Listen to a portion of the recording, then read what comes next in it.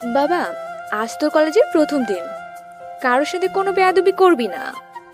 আম্মু, যেখানে অন্যায় হবে সেখানে তো আমাকে কিছু বলতে না দিয়ে।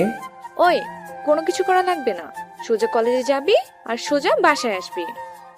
আচ্ছা, দেখা যাবে বলে আমি কলেজে চলে আসলাম। ও সরি, আপনাদের তো আমার পরিচয় দেওয়া হলো না। আমি সিয়াম, মায়ের একমাত্র কলিজা। আমার বাসা কুষ্টিয়া। বড় আপু আছে, ও রাজশাহীতে পড়ে।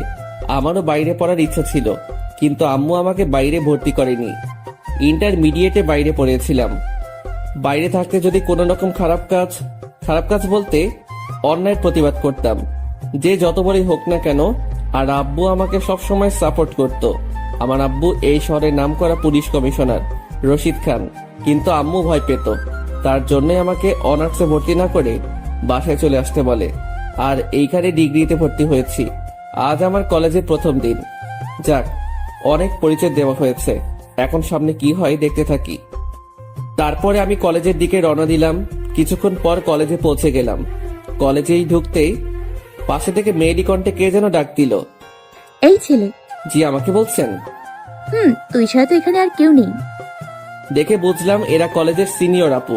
আর একটা মেয়ে সবার মাঝে বাইকের উপরে বসে আছে, শার্ট প্যান্ট হাতে, ব্রেসলেট, পায়ে জুতো, সবকিছু দিয়ে ছেলের মতো লাগছে। জি ভাইয়া, বলেন। ওই, আমাদের দেখে কি তোর ভাইয়া মনে হচ্ছে? তো আপনাদের দেখে কোন দিক দিয়ে মেয়ে মনে হচ্ছে? তোর সাহস তো কম নয়, আমার মুখে মুখে তর্ক করছিস। পাশে তাকিয়ে দেখলাম দুইটা ছেলে কান ধরে উঠবস করছে। ওই, তোমরা কোন বর্ষ? জি ভাইয়া, প্রথম বর্ষ। উঠে দাঁড়িয়ে থাকো, আর উঠবস করা লাগবে না। ধন্যবাদ ভাইয়া। ভাইয়া বলা লাগবে না, আমিও প্রথম বর্ষে। ওই, তোর তো সাহস কম নয়, তুই প্রথম বর্ষ হয়ে আমার সাথে এইভাবে কথা বলছিস? জানিস আমি কোন বর্ষ? না, আর জানার কোনো ইচ্ছাও নেই। কুত্তার বাচ্চা, তোর সাহস তো কম নয়। বলার সাথে সাথে ঠাস করে পড়ে গেল। ও, সেটা আবার গালে না, ওই আপুর ঠোঁটে। ঠিক শুনেছেন, আমি ওনাকে চড় দেইনি, তাকে কিস করেছি। একে তো খারাপ কাজ করেছেন, তার উপরে আবার বাবা মাকে নিয়ে বাজে কথা বলছেন।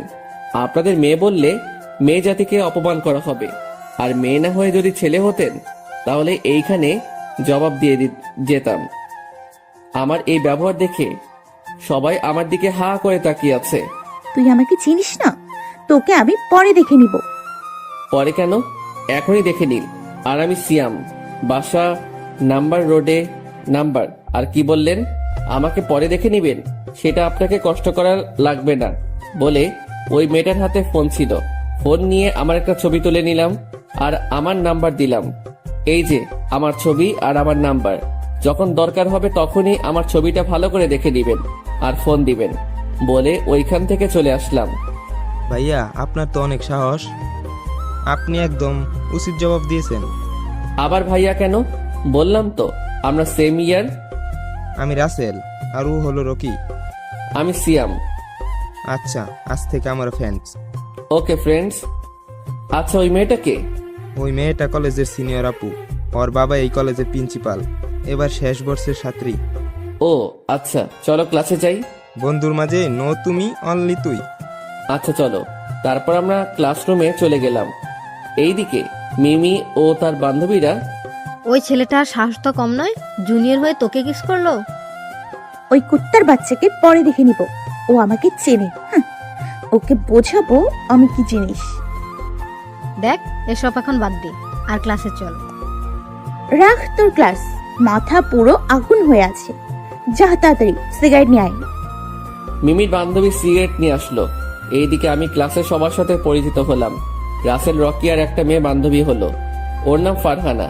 ক্লাস শেষ করে বাইরে এসে বসে গল্প করছিলাম তাদের সাথে। তখন রাসেল বলে উঠলো, দেখ বন্ধু, পিছনে মিমি আসছে। আমি পিছনে তাকিয়ে দেখলাম মিমি আপু আমাদের কাছেই আসছে। ও কাছে এসেই, ওই ছোট লোকের বাচ্চা, তোর সাহস কি করে হয় আমাকে কিস করার? আমাকে কিছু বলতে দেওয়ার সুযোগ না দিয়েই ওর পিছন থেকে হকি স্টিক বের করে গায়ের সর্বশক্তি দিয়ে আমার মাথার উপরে বাড়ি দিল। সাথে সাথে আমার মাথা ফেটে রক্ত বের হতে লাগলো। রক্ত দেখে আমার মাথা গরম হয়ে গেল। আর কিছু না ভেবে সজোরে দিলাম এক চর। মিমি চর খেয়ে তাল সামলাতে না পেরে একটা গাছের সাথে ধাক্কা খেয়ে অজ্ঞান হয়ে গেল। আমার মাথা দিয়ে এখনো রক্ত বের হয়ে যাচ্ছে। এরপর কি হলো আর মনে নেই। চোখ খুলে দেখলাম আমি হাসপাতালে, আর আমার পাশে রাসেল, রকি, ফারহানা বসে আছে। আমার জ্ঞান ফেরা দেখে রাসেল বলল, কি বন্ধু, এখন কেমন লাগছে? ভালো। বন্ধু, কিছু মনে করিস না।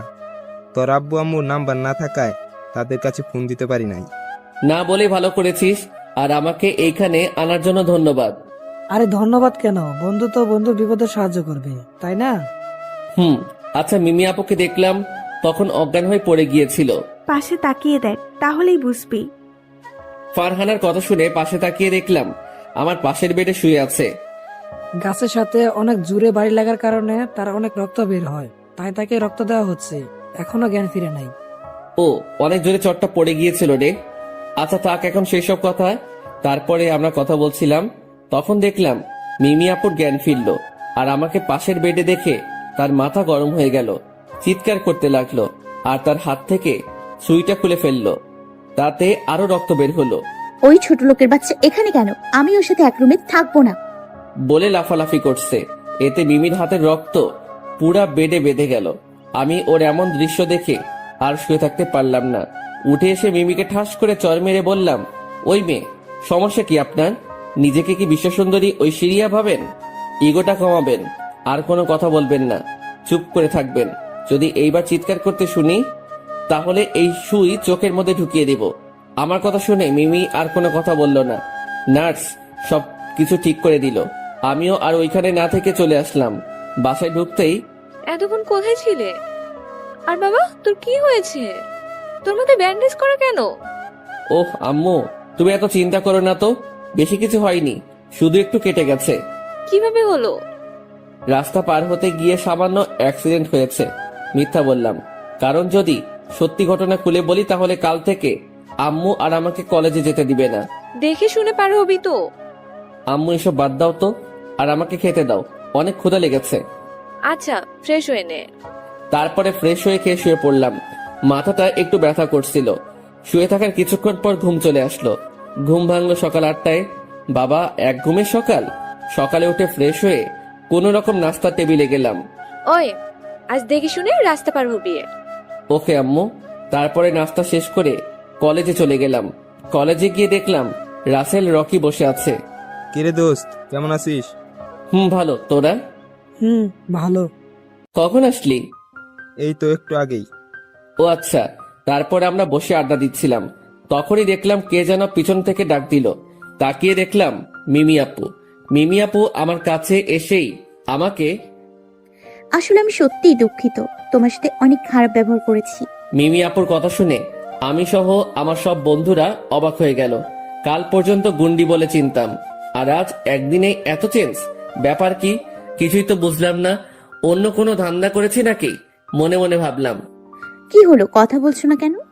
জি, আপু এসব মনে করে নিজেকে ছোট করবেন না। আর ভুল তো আমিও করেছি। না, তোমার থেকে আমিই বেশি করেছি। মিমি, মিমি বলে ডাকি। আপু বলতে কেমন লাগে? আচ্ছা আপু, এসব বাদ দিন এখন। আর তোমার নামটা যেন কি? জি আপু, আমার নাম সিয়াম। উফ, এত আপু আপু করছো কেন? আপনি আমার থেকে সিনিয়র তাই। তো কি হয়েছে, আজ থেকে আমার নাম ধরেই ডাকবে। কি বলছেন আপু এসব? আপনি তো আমার অনেক বড়। ওই, আমি বুড়ি হয়ে গেছি? না না, তাই নয়, আপনি দেখতে যথেষ্ট সুন্দরী। শোনো, আমি তোমার থেকে মাত্র 2 বছর বড়, তাই আজ থেকে আমাকে নাম ধরেই ডাকবে। ওকে আপু। আবারও আপু? সরি মিমি। মনে থাকে জানো। আর তোমার বাবা কি করে? একটা ছোটখাটো ব্যবসা করে। মিথ্যা বললাম, আসলে আব্বু পাওয়ারে চলতে আমার ইচ্ছা করে না। আমি সাধারণভাবেই চলি, আর আমাকে দেখে কেউ বুঝতে পারবে না যে আমার আব্বু এই শহরের নামকরা কমিশনার। মিমির মুখের দিকে তাকিয়ে দেখলাম কেন একটু খুশি লাগলো ওর। যাক, তারপরে আরো কথা বলে বাসায় চলে আসলাম। এই ছিল মিমির আপু টুকু। মিমির সাথে পরিচয় হওয়া। মিমির একটু বর্ণনা দেই। মিমি দেখতে অনেক মায়াবী, লম্বা লম্বা চুল, ঠোঁটের নিচে একটা কালো তিল আছে। কলেজের যে কেউ দেখলে ক্রাশ খাবে, কিন্তু ওর এমন গুন্ডি আচরণ দেখে কেউ ভয়ে কিছু বলতে পারে না। সব সময় ছেলেদের মতো পোশাক পরে থাকে। যাক, তারপরে বাসায় এসে ফ্রেশ হয়ে ঘুমিয়ে গেলাম। ঘুম ভাঙলো ফোনের রিংটনে। ফোন ধরার সাথে সাথে, ওই শালা, তাড়াতাড়ি চলে আয়, আজ ফাইনাল খেলা আছে। বলে ফোন কেটে দিল। আমিও উঠে তাড়াতাড়ি ফ্রেশ হয়ে মাঠের দিকে রওনা হলাম। ও, আপনাদের তো বলাই হলো না, তখন ফোন দিয়েছিল আমার ছোটবেলার একমাত্র কলেজের বন্ধু রনি। আমরা ক্লাস 10 পর্যন্ত একসাথে পড়েছিলাম। 10 পাশ করে দুইজন আলাদা হয়ে যাই। যাক, এইসব না বলে গল্পে ফিরি। মাঠে পৌঁছে দেখলাম আমার সব বন্ধুরা বসে আছে। রনি, মুন্না, নীল, রিয়াজ, সাকিব, সবুজ, আরো অনেকেই। ওই, তুই জানতি না আজকে ফাইনাল খেলা? জানতাম, ঘুমিয়ে পড়েছিলাম তাই। আচ্ছা, আমরা আগে ব্যাটিং পেয়েছি, তুই আগে যা। এইমাত্র আসলাম, তুই যা, আমি পরে নামছি। না, তুই আগে যা। আচ্ছা যাচ্ছি, তবে আউট হয়ে গেলে দোষ দিবি না কিন্তু। আচ্ছা যা। আসলে আমার ক্রিকেট খেলা ভালো লাগে না, কিন্তু ওদের জোরাজোরিতে খেলতে হয়। তারপরে আমি নামলাম, প্রথম থেকে শেষ পর্যন্ত খেললাম। 189 রান করলাম আমরা মোট। তারপরে ওরা ব্যাটিং করলো, অনেক কষ্টে জিতলাম। তারপরে খেলা শেষ করে বাসায় চলে গেলাম। বাসায় ফ্রেশ হতেই আব্বুর ফোন আসলো। আব্বু বলো। কোথায় আছিস বাবা? বাসায় আছি। ও, কোনো দরকার আছে আব্বু? আসতে হবে? আসলে ভালো হতো। এই তো চলে এসেছি আমি। তবে সাবধান, তোর আব্বু যেন বুঝতে না পারে। ওকে, তুমি চিন্তা করো না, বলে আমি ফোনটা রেখে দিলাম। কাপড় চেঞ্জ করে বাইরে যেতেই আম্মু বলে উঠলো, আর পরের বার যেন এত রাত না হয়। তারপরে আমি চলে আসলাম আব্বুর কাছে, পুলিশ স্টেশনে। আব্বু বলো।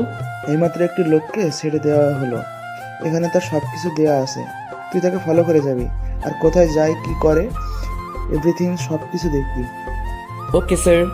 স্যার? ডিউটির সময় স্যার। তারপরে আব্বুর কথা মতো ওই লোকটিকে ফলো করতে লাগলাম। আপনারা হয়তো আমার কথা কিছুই বুঝতে পারছেন না। আচ্ছা চলুন ভালোভাবে বুঝিয়ে বলি। আসলে আমার ছোটবেলা থেকে ইচ্ছা যে আমি কোনো সিক্রেট কাজ করব, মানে গোয়েন্দা। কিন্তু আমার আম্মু ভয়ে আমাকে এর মধ্যে ঢুকতে দেয় না, তবে আব্বু সবসময় সাপোর্ট করে। 6 আগে এই গোয়েন্দা বিভাগের মধ্যে আসি, আর এই বিষয়ের জন্য বাইরে থেকে 2 বছর ট্রেনিং নেওয়া আছে। আপনারা হয়তো ভাবছেন এই 2 বছর সময় কখন পেলাম। আমি আগেই বলেছি, আমি 2 বছর বাইরে থেকে লেখাপড়া করে এসেছি। লেখাপড়ার পাশাপাশি এই ট্রেনিং শেষ করেছি। আমার উদ্দেশ্য ছিল এইটা, কিন্তু পড়াশোনাও লক্ষ্য ছিল, তাই দুইটাই করেছি। বিষয়টা শুধু আব্বুই জানে। যাক, এইসব কথা না বলে গল্পে ফিরি। তারপরে আমি সেই লোকটিকে ফলো করে যাচ্ছি। এইটা প্রথম নয়, এর আগেও কয়েকটা সিক্রেট কাজ করেছি। লোকটি একটা পুরনো বাড়ির মধ্যে ঢুকে গেল, আমিও ভিতরে গেলাম। বেশি দূরে না যেয়ে কি চলছে ভিতরে সেটা শোনার জন্য।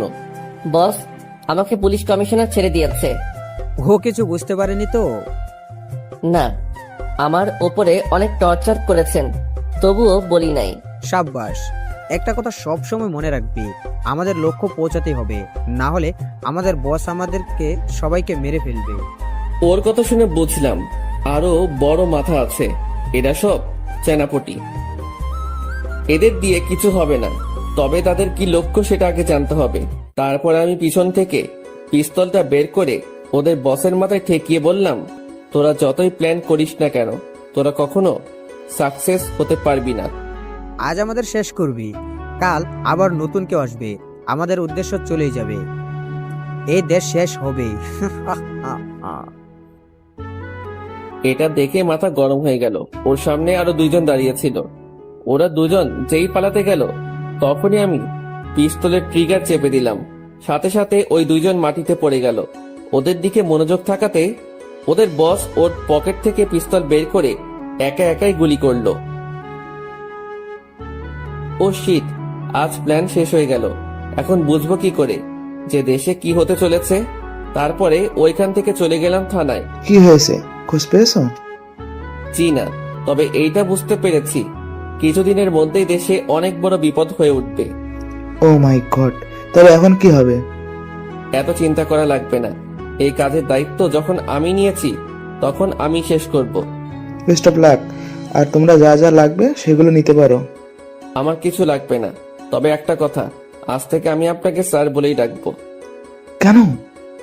কারণ এখন একটা মিশন শুরু করতে যাচ্ছি, তাই চাই না আমাদের কি সম্পর্ক সেটা জানতে পারে। আর এসব বিষয়ে আম্মুকে কিছুই বলা যাবে না। ও আচ্ছা আচ্ছা। আমি আমার মতো কাজ চালিয়ে যাব। সেটা আপনারা হয়তো প্রথমে আমাকে বুঝতে পারবেন না, তাই আগে বলে রাখছি। আমি যাই করি না কেন এই দেশকে রক্ষা করবই। মানে তোমার কথা বুঝলাম না, কি করতে চাইছো তুমি? সেটা না হয় পরেই বুঝতে পারবেন, আজ আসি বলে বাসায় চলে গেলাম। বাসায় পৌঁছাতে পৌঁছাতে রাত 8টা বেজে গেল। কলিং বেল বাজাতেই আম্মু এসে দরজা খুলে দিল। কোথায় ছিলে এতক্ষণ? আসছে বলে এত সময় লাগে? না মানে আম্মু, বন্ধুদের সাথে আড্ডা দিচ্ছিলাম, তাই রাত হয়ে গেছে, বুঝতে পারি নাই। ও আচ্ছা, ভেতরে যাও, আর পরের বার যেন এত রাত না হয়। জি আম্মু। তারপরে রুমে গেলাম। সত্যি আম্মুরা অনেক অদ্ভুত। ছেলের জন্য মায়ের মন সবসময় ব্যাকুল থাকে, ছেলের জন্য বাসায় ওয়েট করে থাকে। যদি ছেলের বাসায় আসতে রাত 1টাও বাজে, তাও বসে থাকবে ছেলে আসার জন্য। লাভ ইউ আম্মু। আমি আমার আম্মুকে অনেক ভালোবাসি, আর শুধু আমি না, পৃথিবীর সকলেই তার আম্মুকে ভালোবাসে। যাই হোক, তারপরে রুমে এসে ফ্রেশ হয়ে এসে পড়ার টেবিলে বসতেই হঠাৎ ফোনটা বেজে উঠল। ফোনটা হাতে নিয়ে দেখলাম একটা অচেনা নাম্বার থেকে ফোন এসেছে। আসসালামু আলাইকুম। কে আপনি? আপনার হবু বউ। কি? না মানে আমি মিমি। ও মিমি আপু? ওই আবারও আপু? ও সরি আপু। আবারও? সরি। আচ্ছা এসব বাদ দাও, কি করো এখন? মাত্র বাইরে থেকে এসে ফ্রেশ হয়ে পড়তে বসেছিলাম। ও তাহলে তো তোমাকে বিরক্ত। আরে না না, বলেন। কি বলবো? ফোন দিয়েছেন কেন? এমনি। কেন ফোন দেওয়া যাবে না? সেটা না, আচ্ছা কি করছেন আপনি? আবার আপনি আপনি শুরু করলে। দেখেন আপনি আমার বড়, আপু বলতাম, কিন্তু নিষেধ করার জন্য বলি না। এবার তুমি করে বলতে বলবেন না প্লিজ, আপনি করে বলি। আচ্ছা বলো। কি বলবো? উফ, আগে কি কোনো মেয়ের সাথে কথা বলোনি? না তো। মিথ্যে বলছো কেন? মিথ্যা নয়, সত্যি। কি বলো, তোমার মতো এত রোমান্টিক মানুষ কারোর সাথে কথা বলে না? ওই আপনি কিভাবে জানলেন আমি রোমান্টিক? তোমার গল্প আগে অনেক পড়েছি, কিন্তু তোমাকে চিনতাম না। ও তো বলো। কি বলবো? কয়েকটা প্রশ্ন করো। কি হলো, তুমি কান্না করছো কেন? আমার সাথে কোনো মেয়ে কথা বলে না, আর কোনো মেয়ে যদি নক করে তখন ইনবক্সে ঢুকে দেখে। এই মেসেজটা ফরওয়ার্ড করেন, না করলে কালকের মধ্যে আপনার বউ মরে যাবে। মিমি হাসতে হাসতে খাটের উপরে লাফালাফি করতে লাগলো। ওই এত হাসছেন কেন? তোমার কথা শুনে। ও যা সত্যি সেটাই বললাম, তবে আপনাকে না। তাহলে কাকে? আমার কষ্টের কথা আমি পাঠক পাঠিকাদের কাছে তুলে ধরছি। যাই হোক, আচ্ছা ঘুমাবে কখন? রাত 2টা। এত রাত পর্যন্ত জেগে কি করবে? আমার তো আর বাবু শোনা নাই যে তার সাথে সারা রাত কথা বলবো। তাহলে এত রাত পর্যন্ত কি করবে? 11টা পর্যন্ত পারবো, তারপরে 2টা পর্যন্ত পার্সোনাল কাজ করব। কি এমন পার্সোনাল কাজ যে এত রাত পর্যন্ত জেগে থাকা লাগবে? বললে হাসবেন না তো? আজব তো, হাসবো কেন? না মানে আমার পার্সোনাল কাজ শুনে যদি হাসতে লাগেন। আচ্ছা হাসবো না, বলো। বলবো? বলো। আসলে আমি রাত 2টা পর্যন্ত মুভি দেখি। মানে রাতে কম্বলের নিচে রাত 2টা পর্যন্ত রোমান্টিক মুভি দেখি। আচ্ছা এই জন্যই তো ভাবি আপনি এত রোমান্টিক গল্প লিখেন কিভাবে। কিভাবে? এই যে তুমি রোমান্টিক মুভি দেখতে দেখতে তুমিই রোমান্টিক হয়ে গেছো। ও তাই? আচ্ছা, পরবর্তী গল্প কষ্টের দিব। সেটা পরে দেখা যাবে। আর আজ থেকে তাড়াতাড়ি ঘুমিয়ে পড়বে, কেমন? পারবো না তো, অনেক কষ্টে এমন অভ্যাস গড়ে তুলেছি। ইস, আমার কি সুন্দর অভ্যাস গো। তারপরে মিমির সাথে আরো অনেক কথা বললাম। ফোন কেটে দিয়ে ঘড়ির দিকে তাকিয়ে দেখলাম 1টা বেজে গেছে। এতক্ষণ কথা বললাম, জীবনের প্রথম কোনো মেয়ের সাথে এত কথা বললাম। এইটা শুধু গল্পেই, কারণ বাস্তবে আমার এক্স কালনাগিনীর সাথে কথা বলেছি। যাক, তারপরে ঘুমিয়ে গেলাম। পরের দিন সেটা না হয় কালকে জানা যাবে। ফোন কেটে দিয়ে ঘড়ির দিকে তাকিয়ে দেখলাম 1টা বেজে গেছে। যাক, তারপরে ঘুমিয়ে পড়লাম। সকালে ঘুম ভাঙলো আম্মুর ডাকে। উঠে ফ্রেশ হয়ে কলেজে চলে গেলাম, কারণ কলেজে না গিয়ে ওই কাজ করলে আম্মু বুঝতে পারবে। দুটাই একসাথে করা লাগবে। কলেজে গিয়ে দেখলাম রাসেল রকি বসে আছে। কিরে দোস্ত, কেমন আছিস? এই তো ভালো, তুই? ভালো। কিরে, তোর আবার কি হলো? এইভাবে মন খারাপ করে বসে কেন? আমি রকিকে উদ্দেশ্য করে বললাম। ওই শালা তো রোমিও হয়ে গেছে। মানে? ফারহানাকে ভালোবাসে, কিন্তু ফারহানা অন্য একটা ছেলেকে ভালোবাসে। আরে কলেজে কি মেয়ের অভাব নাকি? একটা গেছে অন্যটার পিছনে যা। না দোস্ত, আমি ওকে অনেক ভালোবাসি। কিন্তু তোকে তো ও ভালোবাসে না। সেই জন্যই তো তোকে বললাম, এখন তুই সাহায্য করবি, কিভাবে করবি সেটা জানি না। ওই, আমি সাহায্য করব মানে? তুই যা শুনেছিস সেটাই, কিভাবে করবি সেটা তোর ব্যাপার, কিন্তু ফারহানা যেন আমার হয়। আমি পারবো না। পারবি না তো? অবশ্যই না। আচ্ছা দেখ আমি কি করি। আচ্ছা দেখি কি করিস। তারপরে রকি সবাইকে উদ্দেশ্য করে বলল, একটা ছেলে কথা আপনাদের কাছে বলি। একটা ছেলে যে ডিগ্রি প্রথম বর্ষে পড়ে, আর একটা মেয়ে শেষ বর্ষে পড়ে। তাদের প্রথম ঝগড়া দিয়ে শুরু হয়, পরে কিসিং, কেয়ারিং, আর এখন তাদের মধ্যে প্রেম চলছে। জুনিয়র সিনিয়রের প্রেম চলছে। তাদের নাম শুনবেন না? রকির কথা শুনে বুঝতে পারলাম ওই শালা আমার কথাই বলছে, তাই ওকে কিছু বলতে না দিয়ে বসিয়ে দিলাম। ওই শালা চুপ। আগে তুই বল, সাহায্য করবি? আচ্ছা আচ্ছা করব। ওকে বন্ধু। রাখ তোর বন্ধু। আচ্ছা বল, কখন বলবি? কালকে। কেন আজ বলবি না? শালা তোর মতো রোমিং না যে কি বলবো সেটা এখনই বলতে পারবো। রাতে ভেবে কালকে বলবো। রাজি হলে ভালো, আর না হইলে যা। আচ্ছা আচ্ছা তাই হবে। তারপরে ক্লাসে গেলাম। বাইরে গেলাম, দোস্ত আর ক্লাস করব না, একটু কাজ আছে। ও আচ্ছা, যা। আর আমার কথাটা মনে রাখিস। হুম হুম ভাই, থাকবে। তারপরে চলে আসলাম। কলেজের গেটের সামনে যেতেই দেখলাম মিমি আপু দাঁড়িয়ে আছে। আমি তাকে না দেখার ভান করে পাশ দিয়ে বাইক নিয়ে চলে যেতে লাগলাম, কিন্তু সেটা আর ওর চোখে আড়াল হলো না, কারণ সে আমার জন্যই দাঁড়িয়ে আছে। ওই দাঁড়ো দাঁড়ো। জি বলেন। বলবো মানে, সেই কখন থেকে দাঁড়িয়ে আছি তোমার সাথে যাব বলে, আর তুমি আমাকে না নিয়েই চলে যাচ্ছ। কোথায় যাবেন? বাসায় যাব। নিয়ে যেতে পারি একটা শর্তে। কি শর্ত? আপনি এই পোশাক আর পরবেন না। কাল থেকে বোরখা হিজাব পরে কলেজে আসবেন। কেন? আমি এগুলো পরে আসলে তোমার কি? না মানে এইগুলো করে আসলে আপনাকে ভালো লাগে না। আচ্ছা এসব বাদ দিয়ে চলো। তারপরে মিমি বাইকে উঠে একবারে আমার সাথে মিশে বসলো। আপু। ওই কি বললে? না মানে বলছিলাম আপনি পিছনে একটু এগিয়ে বসেন। কেন? না মানে আমার কেমন যেন লাগছে।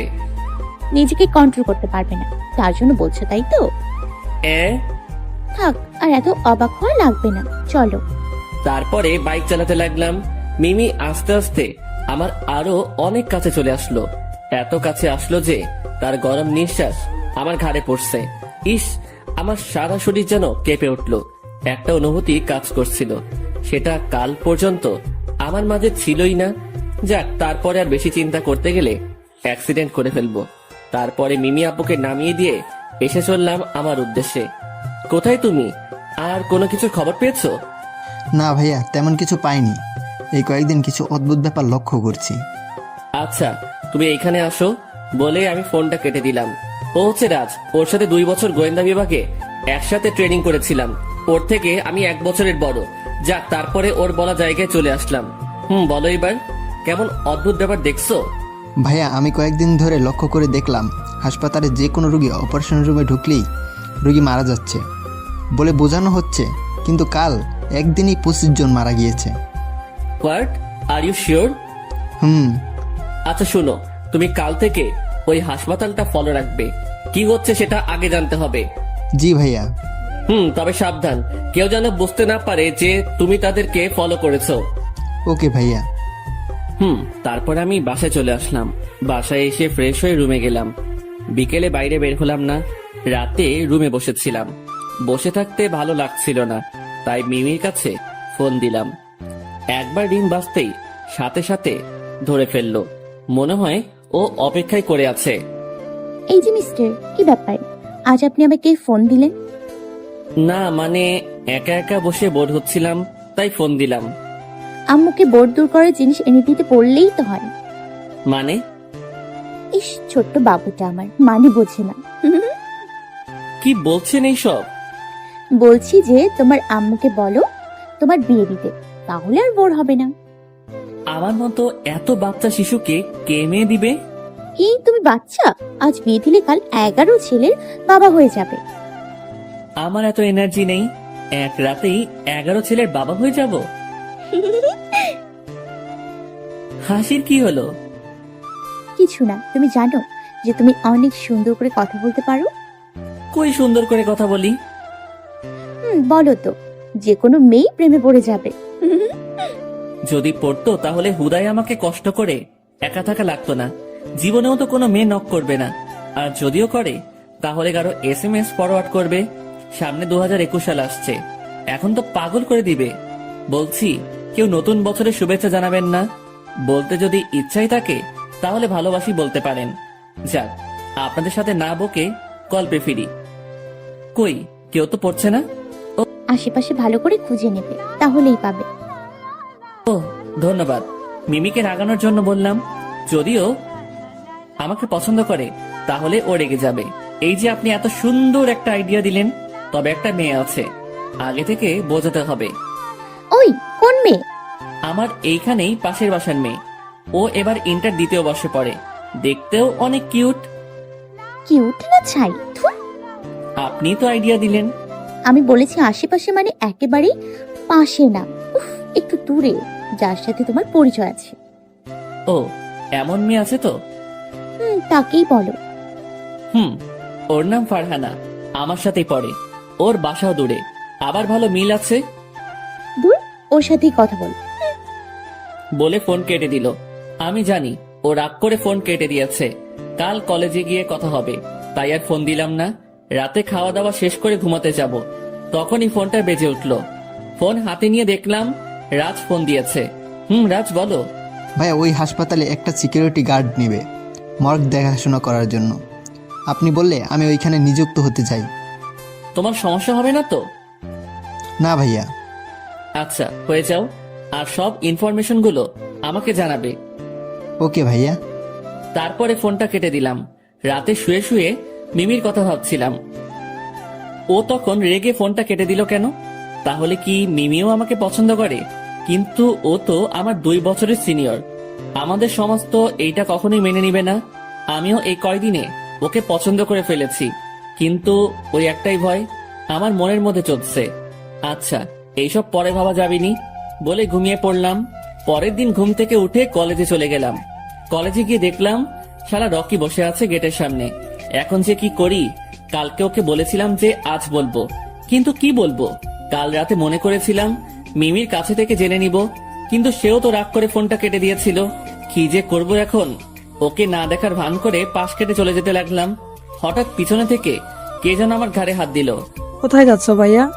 কালকের কথা মনে নেই? আরে রকি, তুই কখন আসলি? ভাই, তুই বাংলা সিনেমায় চান্স পেয়ে যাবি। মানে? এত সুন্দর অভিনয় তো সাকিব খানও করতে পারে না। শালা আমাকে না দেখার বান করে চলে যাচ্ছ, তাই না? আরে না, তোকে দেখতে পাইনি। এই 5 ফুট গেটের সামনে 6 ফুট মানুষ দাঁড়িয়ে আছে, আর তুই কিনা বলছিস তাকে দেখতে পাচ্ছিস না? সত্যি বলছি ভাই। থাক এইসব কথা, বাদ দে। আর আজকে যেভাবে হোক ফারহানাকে তুই রাজি করাবি। না মানে হয়েছে কি ভাই? ওই, তোর কোনো কথাই শুনতে চাই না। ওই তো ফারহানা আসছে, যা ওর কাছে, বলে এক ধাক্কা দিয়ে ওকে পাঠিয়ে দিলাম। আরে সিয়াম, কেমন আছিস? ভালো, তুই? ভালো। এ কি, তোর হাত পা কাঁপছে কেন? কিছু বলবি নাকি? না মানে হ্যাঁ। আচ্ছা বল। ভালো, বা আমাকে কিছু বলতে না দিয়ে? সরি দোস্ত, আমার বয়ফ্রেন্ড আছে। তোর আমার কথা না শুনে আগে কথা আটকিয়ে দিলি। যা, তোকে শোনা লাগবে না বলে আমি চলে আসতে যাচ্ছিলাম, তখনই পিছন থেকে ফারহানা বলে উঠল, সরি। আচ্ছা বল এইবার। তোকে যেদিন প্রথম দেখেছিল সেদিন থেকে একটা ছেলে তোকে অনেক ভালোবেসে ফেলেছে, কিন্তু ভয়ে বলতে পারেনি। কিন্তু যেদিন তোকে বলতে যাবে সেই দিন ও জানতে পেরেছে তোর বয়ফ্রেন্ড আছে।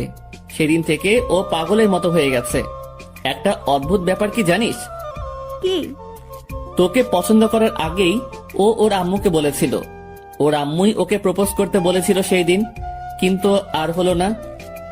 ওর আম্মু তোকে পছন্দ করেছিল। এর মানে বুঝতে পারছিস? তুই কখনোই ঠকবি না ওই ছেলেকে ভালোবাসলে। ছেলেটি কে? সেটা জেনে কি করবি? তুই তো আর ওকে ভালোবাসিস না। তবে তুই খুব ভুল করলি। মনে করে রাখিস, তোর ভাগ্যটা তুই নষ্ট করবি প্লিজ, ছেলেটির নাম কি বল? না। তবে রাতে যদি সেই পাগল ছেলেটার কথা ভাবতে থাকিস, তোর ঘুম হচ্ছে না, কাল কলেজে এসে বলবি। তাহলে আমি নাম বলবো। বলে ফারহানা কথা বলার সময় না দিয়ে চলে আসলাম। শুধু ফারহানা কেন, এমন কথা যে কোনো মেয়েকে বললে তার কথা 100% ভাববেই। তারপরে আমি রকির সামনে গেলাম। কিরে, ও রাজি হয়েছে? কিছুই বলি নাই। ধুর, জানি তোর দ্বারা কাজ হবে না। আরে শালা, ফোন খারাপ করা লাগবে না, একটু ওয়েট কর, তাহলে ওই এসে তোকেই প্রপোজ করবে। সত্যি দোস্ত? হুম। দোস্ত, একটা ব্যাপার বুঝলাম না। কি? তুই যখন ওর কাছে গেলি তখন থেকে একটা বোরকা পরা মেয়ে তোর দিকে তাকিয়েছিল, আর এখনো আছে। কো? ওই যে ওই পাশে। ও আচ্ছা। তারপরে আমি ওই মেয়ের সামনে গেলাম। ওই মেয়ে, কি সমস্যা? বলতে দেরি, ঠাস করে চড় দিতে দেরি নাই। মারলেন কেন? এবার কলেজ পুরো অবাক করে দিয়ে ওই মেয়েটা আমাকে কিস করতে লাগলো। পুরো কলেজের ছাত্রছাত্রী আমাদের এই সিনেমা দেখছে আর মজা নিচ্ছে। ওই মেয়েটা আমাকে এমন ভাবে ধরে আছে যে আমার একটু নড়াচড়া করার ক্ষমতা নেই। একটা অদ্ভুত ব্যাপার হচ্ছে, মেয়েটা হিজাব পরে আছে, তো আমাকে কিস করছে কোন দিক দিয়ে?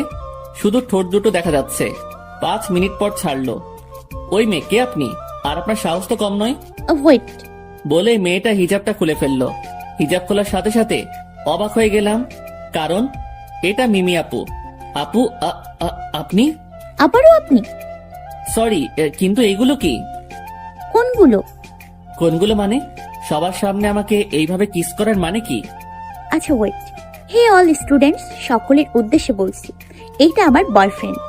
মেয়েদের একটু বেশি বলছি, যদি কোনো মেয়ে আমার বয়ফ্রেন্ডের কাছে আসার চেষ্টা করে তাহলে তার কি হবে বুঝতেই পারছো। কি বলছেন এসব? যেটা সত্যি সেটাই বলেছি। আমার মনে তো লাড্ডু ফুটছে, কিন্তু মিমিকে বুঝতে দেওয়া যাবে না। সেটা কিভাবে সম্ভব? আপনি আমার থেকে 2 বছরের সিনিয়র। বিয়ে করার সময় ছেলের বয়স 35 আর মেয়ের বয়স হয় 15, তাদেরকেও নিষেধ করে না, তাহলে আমাদের মাত্র 2 বছরের কি যায় আসে? কিন্তু আমাকে কিছু বলতে না দিয়ে মিমি আবারও আমাকে কিস করতে লাগলো। আল্লাহ গো, কি হচ্ছে এটা? তোমার কোনো উত্তর লাগবে না, আমি যা বলবো সেটাই হবে। থাক, আমার তো ভালোই লাগছে। বলে মিমি হন হন করে হেঁটে চলে গেল। আম্মা, লিপস্টিক খেতে কেমন লাগলো? আরে পাগল, ওইটা লিপস্টিক নয়, ওইটা মিষ্টি। টেস্ট কেমন লাগলো? ওই শালা, তোকে কি সেটা বলতে হবে? আরে ভাই বল না। বেশি কথা না বলে বসে থাক, আর বেশি জানার আগ্রহ থাকলে ফারহানার কাছে যা। যাব, সময় হলে আমিও যাব, আর তোর সামনে দেখিয়েও দিব। আচ্ছা, দেখা যাবেনি। রাসেল কো, কলেজে আসবে না? না, ওর নানির বাসায় বেড়াতে গিয়েছে। শালা বেড়াতে গেছে, অথচ আমাকে বলে যায়নি। আগে আয়, পরে মজা বোঝাবো। আচ্ছা, ক্লাসে চল। তারপরে ক্লাসে চলে আসলাম। ক্লাস শেষ করে বাইরে বসেছিলাম, তখন আমার কাছে মিমি আসলো। ওই, তোমার ক্লাস আছে? আছে একটা। কেন? রাখো ক্লাস, চলো। কোথায়? বেড়াতে যাব। কিন্তু আমার তো ক্লাস আছে। চলো তো। আমার হাত ধরে টেনে বাইকের সামনে নিয়ে গেল। তারপরে আর কি, কোনো কথা না বাড়িয়ে বাইক চালাতে লাগলাম। কিন্তু কালকের থেকে আজ আমার অনেক কাছে এসে আমাকে জড়িয়ে ধরে আছে। আজ যেন কেমন কেমন লাগছে। একটু দূরে থাকেন প্লিজ। কেন, কষ্ট হচ্ছে বুঝি? মনে করেন সেটাই। আচ্ছা চলো তো, কিছুক্ষণ পর সব কষ্ট পুষিয়ে দিব। মানে? উফ, এত মানে মানে করছো কেন? আগে চলো। কোথায় যাব? যেদিক দিয়ে যেতে বলবো সেদিক দিয়েই যেতে থাকবে। জি। তারপরে মিমির কথা মতো যেতে লাগলাম। কিছুক্ষণ যাওয়ার পর, এ কি, এটা তো সিনেমা হল। এইখানেই তো রোম্যান্স হবে। মানে? এত মানে মানে করে লাগবে না, ক্যাবলা কান্ত।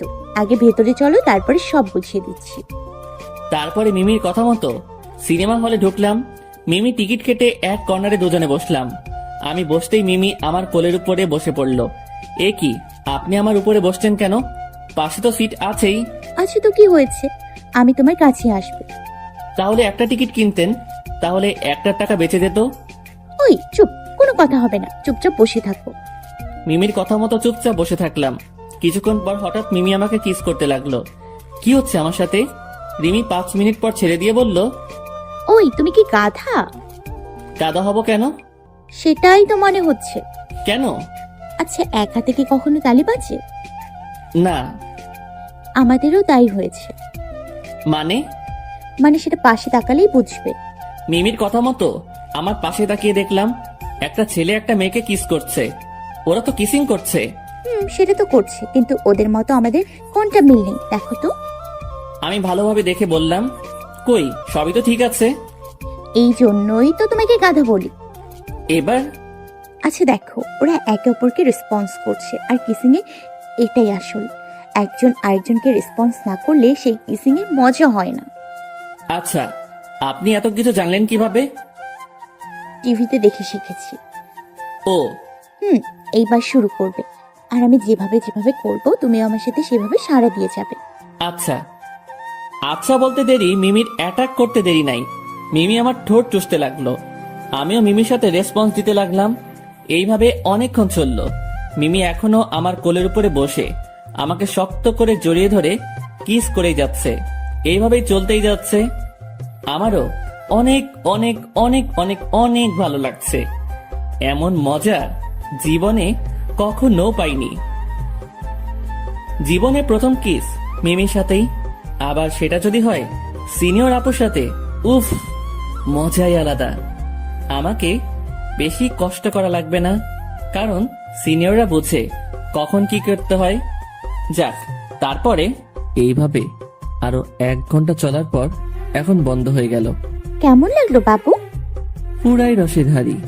আরো লাগবে নাকি? মন্দ হয় না, তবে এইবার হবে আমার স্টাইলে বলে আমি মিমির গাল ধরে শুরু করে দিলাম ফিল্ম স্টাইলে। এইভাবে আরো 1 ঘন্টা চলল। ছেড়ে দেওয়ার পর, ওয়াও, তুমিও তো সেই পারো। পাগলি, আমি একজন রাইটার। তাই তো। সরি, আমি আপনাকে পাগলি বলে ফেলেছি। আরে পাগল, আমিই তো তোমার পাগলি, আর আজকে আমাকে পাগলি বলেই ডাকবে। ওকে, 2 ঘন্টার মুভি, আমরা 2 ঘন্টা কিসিং এই শেষ করে দিলাম। অনেক ভালো, তাই না? খুব ভালো। তারপরে সিনেমা শেষ হয়ে গেল। আমরা তো আর সিনেমা দেখি নাই। সিনেমা হল থেকে বের হয়ে মিমিকে নিয়ে চলে আসলাম। তারপরে তাকে বাসায় নামিয়ে দিয়ে বাসায় চলে আসলাম। বাসায় পৌঁছাতে পৌঁছাতে সন্ধ্যা হয়ে গেল। বাসায় এসে ফ্রেশ হয়ে খেয়ে আবার বাইরে চলে আসলাম।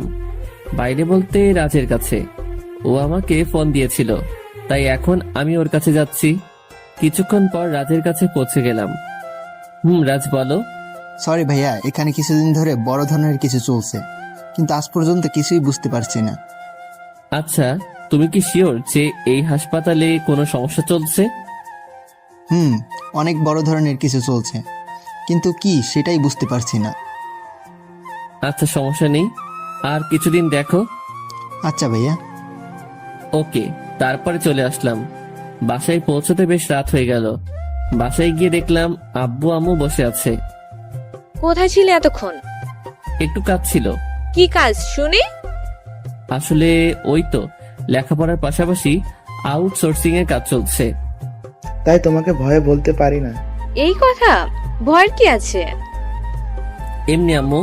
কিন্তু তোর তো ল্যাপটপ নেই। আম্মু, আব্বুকে ল্যাপটপ কিনে দিতে বলেছি, কিন্তু আব্বু দিচ্ছে না। কেন দিচ্ছে না? জানি না। ওই, সিয়ামকে ল্যাপটপ কিনে দিচ্ছ না কেন? না মানে। কোনো মানে নয়, কাল যেন কিনে দেয়া হয়। আচ্ছা। আমি তো মনে মনে সেই খুশি, এতদিন পর ইচ্ছা পূরণ হচ্ছে। সুযোগের সদ্ব্যবহার করে নিলি।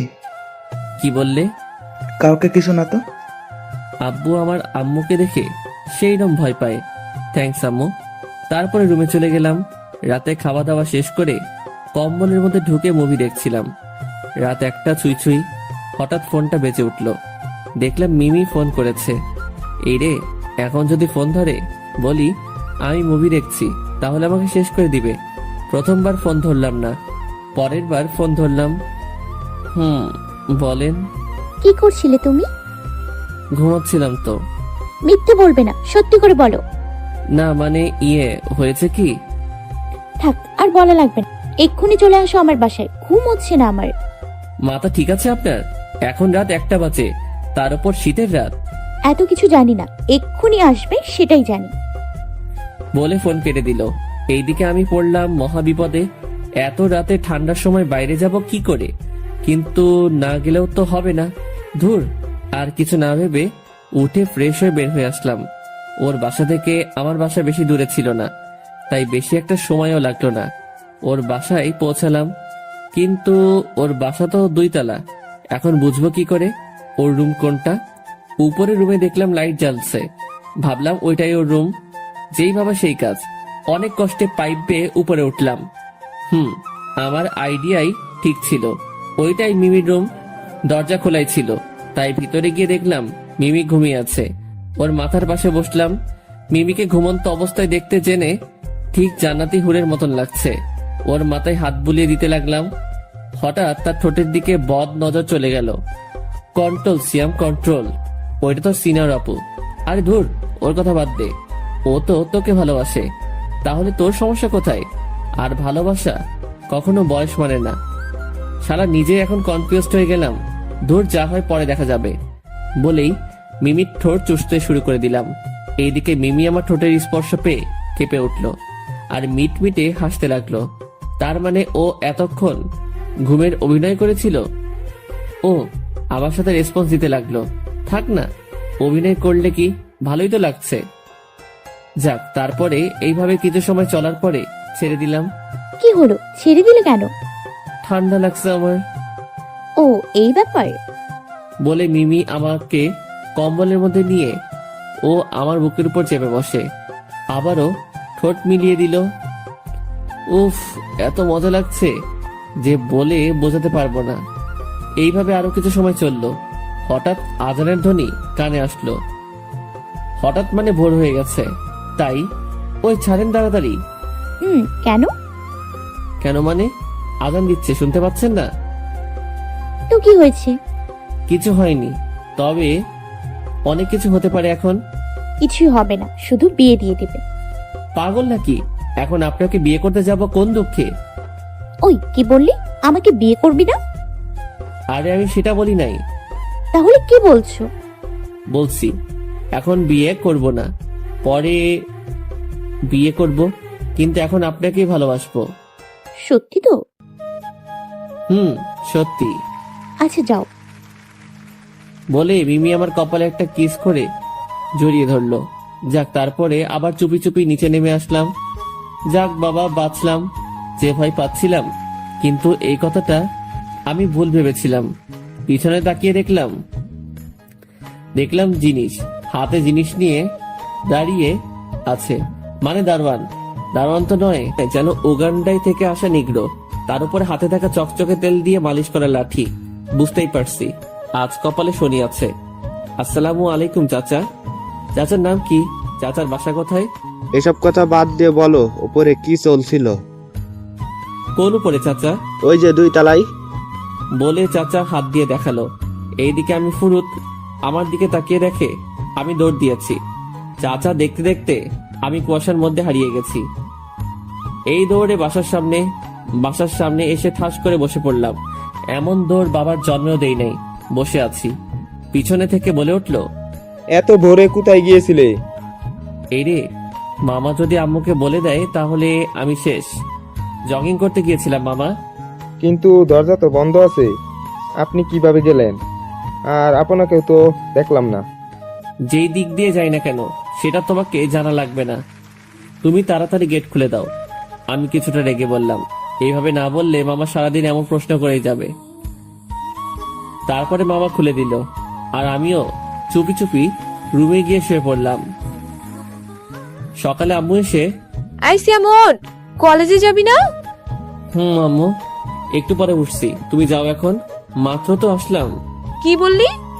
মাত্র আসলি মানে? কোথায় ছিলি তাহলে? না না আম্মু, আমি তো বললাম সাধারণত ঘুম হয়নি, এইমাত্র ঘুমালাম তাই।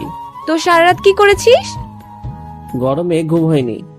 শীতের সময় গরম? না মানে ঠান্ডার জন্য। ও আচ্ছা, ওর তাড়াতাড়ি 9টা বেজে গেছে।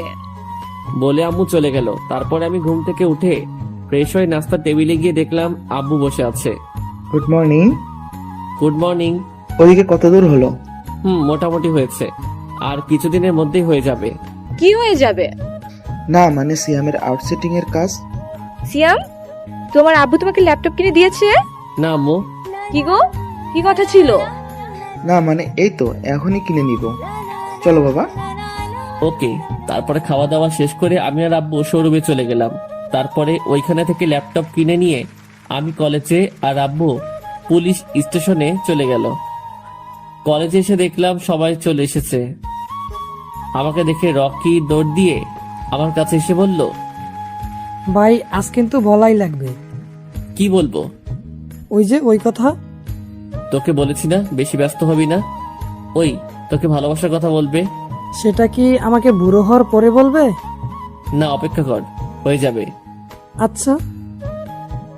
তারপর দেখলাম ফারহানা আমাদের সামনে আসলো। ওই সিয়াম, এদিকে আয়। বল। রাতে ওই ছেলের কথা ভেবে সারা রাত ঘুম হয়নি। সারা রাত ওর কথা চিন্তা করেছি। প্লিজ ওই ছেলেটার নাম বল না। আচ্ছা, এর মানে কি জানিস? কি? তুই অজান্তেই ওই ছেলের প্রতি দুর্বল হয়ে পড়েছিস। কাল পর্যন্ত ওর সাথে কথাই বলতিস না, আর আজ ওর নাম শোনার জন্য কেমন পাগল হয়ে গেছিস। কিন্তু আমার তো বয়ফ্রেন্ড আছে, তার জন্য তো আমার মন কখনো এত ব্যাকুল হয়নি। এটাই রিয়েল ভালোবাসার চিহ্ন। আচ্ছা এইসব বাদ দে, ওই ছেলেটার নাম কি সেটা বল। সেটা তো বলা যাবে না। কেন? তুই আগে ভেবে দেখ তোর মন কি চাচ্ছে, তারপরে আমি ওকে তোর সামনে নিয়ে আসবো। এইসব ভাবার সময় নেই, আগে আমাকে ওকে দেখা লাগবে। আচ্ছা, আমি ওর নাম্বার ছাড়া কিছু দিতে পারবো না। যদি লাগে তাহলে বল, দিয়ে দিচ্ছি। আচ্ছা দে। তারপর আমি ফারহানাকে নাম্বার দিয়ে চলে আসলাম। কিরে তুই নাম বললি না কেন? আগে বলেছি বেশি ব্যস্ত হবি না, অপেক্ষার জিনিস মিষ্টি হয়। ওকে। আমরা গল্প করছিলাম, তখনই দেখলাম মিমি আমাদের দিকে তাকাচ্ছে। দোস্ত দেখ, সিনিয়র ভাবি আসছে। মানে? তোর সিনিয়র আপু থুকু গার্লফ্রেন্ড আসছে। দেখ, ফাজলামো না করে বসে থাক। এদিকে মিমি আমাদের কাছে এসে বলল, হাই সিয়াম, হ্যালো। তোমাদের মাঝে কি বসতে পারি? শিওর ভাবি। ওই চুপ। মিমি কিছু বলল না, শুধু মিটমিটে হাসি দিল। তো তোমরা সবাই কেমন আছো? জি ভালো, আপনি? আলহামদুলিল্লাহ। ও, তো তোমরা কি গল্প করছিলে? আসলেই আমাকে না বলতে দিয়ে রকি বলল, আসলে আমাদের গল্প তো আপনাকে বলা যাবে না। কেন? সিয়াম, ওই গল্পটা তো বলা যাবে না, তাই না? কি বলছিস? কোন গল্প? ওই যে ওই গল্প। কি গল্প আমাকে বলো। আসলে ও ফারহানাকে ভালোবাসে, আর ও ভাবছে আজ তাকে প্রপোজ করবে। কি বললে? আপু, ফারহানা আমাদের বান্ধবী, আর ফারহানা সিয়ামকেও পছন্দ করে। ওই কি বলছিস এসব? যেটা সত্যি সেটাই বলেছি, তুই কিছু মনে করিস না বন্ধু। মিমি আমার দিকে অগ্নি দৃষ্টিতে তাকিয়ে আছে। আল্লাহ গো, কি হবে এখন কিছু বুঝছি না। রকি আমার দিকে তাকিয়ে মুচকি মুচকি হাসছে। শালা তোর মজা পরে বোঝাবো, আগে ঝড় সামনে নেই। আমার সাথে একটু আসো তো। কোথায়? ওইদিকে একটু কাজ আছে। কি কাজ? এখানেই বলবি না? আগে আসো, পরে বলছি। বলে মিমি আগে চলে গেল। শালা তোর মজা পরে বোঝাবো। তোর যদি প্রেমে বাস না দেয়, আমার নাম সিয়াম না। এমন বলিস না দোস্ত। ওকে আর কিছু বলতে না দিয়ে মিমির পিছনে পিছনে যেতে লাগলাম। মিমি হেঁটেই যাচ্ছে। আল্লাহ জানে এখন কি হতে চলেছে। তারপরে দেখলাম মিমি একটা রুমে ঢুকে পড়লো। আমার দরজার সামনে দাঁড়িয়ে আছি। কি হলো, ভেতরে আসছো না কেন? না মানে কেউ দেখলে তো সমস্যা হবে। কলেজ আমার বাবার, আমি সেটা বোঝাবো। আচ্ছা আসছি। আমার খেল খতম হয়ে আসছে, বুঝতেই পারছি। আমি ভিতরে ঢুকতেই মিমি দরজা বন্ধ করে দিল। কি ব্যাপার? আপনি দরজা বন্ধ করে দিলেন কেন? আজ এই রুমে একজনের খুন হবে। আমি তোতলাতে তোতলাতে বললাম, মানে? মানে আপনাকে খুন করে জেলে যাব। কিন্তু কেন? আমি বাদে অন্য মেয়ের সাথে টাঙ্কি মারা, তাই না? দেখাচ্ছি মজা। বিশ্বাস করেন, ও আমার শুধু বন্ধু, এর থেকে বেশি কিছু না। শুধু বন্ধু, তাই না? তাহলে ও ওই কথা কেন বললো? আপনাকে রাগানোর জন্য বলেছে। থাক, আমি নিজের চোখে দেখেছি। তোমাকে আর কিছু বলার লাগবে না। না মানে? ওই চুপ, কোনো কথা হবে না। মিমির কথা শুনে আমি চুপচাপ মাথা নিচু করে দাঁড়িয়ে আছি। এর শাস্তি আজ পেতেই হবে। সরি। চুপ, কোনো কথা বলবে না। আর কিছু বললাম না। তারপরে অবাক করে মিমি আমাকে ঠাস করে কিস করতে লাগলো। আমি তো পুরাই অবাক, কি করছে মিমি? 5 মিনিট পর ছেড়ে দিল। কেমন সারপ্রাইজ দিলাম বাবু? মানে আগে ভয় পরে মিষ্টি। আমি জানি তুমি কেমন, তাই কারোর কাছে থেকে তোমার বর্ণনা নেওয়া লাগবে না। তোমার প্রতি আমার অনেক বিশ্বাস আছে। এর জন্য এত কিছু? হুম হুম তাই বলে এইভাবে রাগ দেখাবে? আসলে তুমি ভয় করলে তোমাকে কেমন লাগে দেখার জন্য এমন করলাম। তো কেমন দেখলেন? একদম কিউটের টিপ্পার মতো লাগলো। আমি তো ভয়ে শেষ হয়ে যাচ্ছিলাম। এখন তো পুষিয়ে দিলাম। পুষেনি। কেন? আচ্ছা দেখাচ্ছি। বলে মিমিকে কোলে তুলে নিয়ে বেঞ্চের উপর বসিয়ে দিয়ে এক টানে আমার বুকের কাছে এনে 2 হাত দিয়ে মিমির 2 গাল ধরে ইংলিশ রোমান্টিক মুভির মতো কিসিং করতে লাগলাম। মিমি তো আমার এমন কাণ্ড দেখে অবাক হয়ে আমার দিকে তাকিয়ে আছে। আর এই সিনিয়র গার্লফ্রেন্ড আমার অবাক পরে হয়েন এখন আমার সাথে রেসপন্স দিতে থাকেন। তারপরে আমি আবারও আমার ঠোঁট দিয়ে মিমির ঠোঁট চেপে ধরলাম। এবার মিমিও আমাকে রেসপন্স দিয়ে যাচ্ছে আর তার 2 হাত দিয়ে আমার মাথার চুল টেনে ধরে আমার ঠোঁট চুষেই খাচ্ছে। উফ, কি একটা মোমেন্ট তা বলে বোঝাতে পারবো না। মিমি এইবার আমাকে বেঞ্চের উপরে শুইয়ে দিয়ে আমার উপরে শুয়ে পড়ল। আমরা জায়গা চেঞ্জ করছি, কিন্তু কেউ কারো ঠোঁটের উপর থেকে ঠোঁট নামাচ্ছি না। এমন রোমান্টিক কিসিং মনে হয় আগে কখনো হয়নি। জীবনেই প্রথম এমন রোমান্টিক কিসিং, তাও যদি হয় সিনিয়র অভিজ্ঞ আপুর সাথে। অভিজ্ঞ বলতে দেখে শিখাকে বোঝানো হয়েছে, আমাকে বেশি কষ্ট করা লাগছেই না। সেই বোঝা যাচ্ছে জুনিয়র মেয়ের সাথে প্রেম করলে হয়তো এমন রোমান্টিক সিন বুঝতেই পারতাম না। যাক, এইভাবে আরো 3-4 ঘন্টা চলল, শুধু মজাই মজা। কিন্তু সেই মজা বেশিক্ষণ থাকলো না। হঠাৎ করেই বাইরে থেকে কে যেন দরজা ধাক্কাতে লাগলো। আমি মিমিকে ছেড়ে বললাম, এখন কি হবে? যা হবার তাই হবে। সব দোষ কিন্তু আপনার, আপনার জন্যই এমন হয়েছে। ওহ, কিসকি শুধু আমি একাই খেলাম? না, তবে এইখানে না আসলে ভালো হয়তো। ও, এখন তো সব দোষ তো আমারই হবে না? দেখেন, এইভাবে আমাকে ঝাড়ি দিবেন না কিন্তু। কেন? দিলে কি হবে? তাহলে আমি কান্না করতে লাগবো। বলে কি এই ছেলে? এত বড় একটা ছেলে, সে নাকি ঝাড়িকে কান্না করে দেয়? আর আমি কি আপনার মতো বুড়ি নাকি? আমি তো ছোট একটা বাচ্চা। ইস, আসছে আমার বাচ্চা ছেলে। ওই, আমি কি বুড়ি নাকি? না মানে, আপনি তো আমার থেকে অনেক বড়। কত হবো তাও? 100 বছর? কি বলেন এসব? যা সত্যি সেটাই তো বলেছি। আচ্ছা, এসব কথা বাদ দিয়ে আগে দেখি বাইরে কে আছে। তুমি গিয়ে দরজাটা খুলে দাও। আমি যাব কেন? দরজা আপনি বন্ধ করেছেন, আপনি যাবেন। তুমি যাবে না, আমি চিৎকার দিব। চিৎকার দিবেন কেন? বলবো তুমি আমাকে জোর করে এই রুমে নিয়ে এসছো। কি এত বড় মিথ্যা কথা? সেটা আমি আর তুমি জানি, বাইরের কেউ তো জানে না। আমি আর কিছু না বলে দরজা খুলে দিলাম। দরজা খুলে দেখলাম আমার হারামিগুলো দাঁড়িয়ে আছে, রকি, রাসেল, বাপ্পি আর ফারহান। সরি দোস্ত, আমার জন্য তোকে অনেক মার খাওয়া লাগলো। তখন আমি মজা করে বলেছিলাম। আরে কি শুরু করলি তোরা? থাক, আর মিথ্যা বলা লাগবে না। তুমি রুমে ঢুকে সব লিপস্টিক খেয়ে এখন মিথ্যা বলছো। তোমরা আসার সময় পেলে না? দেখছোই তো ভেতরে রোম্যান্স চলছে। সরি আপু, আমরা বুঝতে পারি নাই। It's okay. চল দোস্ত, ক্লাসে যেতে হবে। ওই দাঁড়া, আগে তোর ঠোঁটের নিচে থেকে লিপস্টিকটা মুছে ফেল। তারপরে ফ্রেশ হয়ে ক্লাসে চলে গেলাম। মিমিও তার ক্লাসে চলে গেল। এইদিকে ক্লাসের মধ্যে রকি বলল, কিরে ভাই, কি হলো এটা? কোনটা? মিমি আপুকে পান দিলাম তোকে বাঁশ দেওয়ার জন্য, কিন্তু সেটা তো হলোই না, উল্টো তুই মিষ্টি মুখ করলি। সবার কপালে সব জিনিস থাকে না, যেমন তোর কপালে ফারহানা নেই, আর যদিও থাকে তাহলে সেটার বাস আমি দিব। দোস্ত, এভাবে বলিস না, তাহলে আমি মরেই যাব। শালা, তখন আমাকে বাস দেওয়ার সময় এই কথা মনে ছিল না? সরি দোস্ত, আমি তো মজা করছিলাম। ওই মজাই আজ থেকে তোর সাজা। দোস্ত, এই কথা বলিস না। দেখ শালা, এখন কেমন লাগে? আমার বুকের বাম পাশে চিনচিন করছে। কথা বলছিলাম, তখন রুমে স্যার ঢুকলো। তারপরে ক্লাস শেষ করে বাইরে আসলাম। বাইরে বের হতেই রাজের ফোন আসলো। রাজ বলো। ভাইয়া ইমার্জেন্সি হাসপাতালে আসেন। কেন, কি হয়েছে?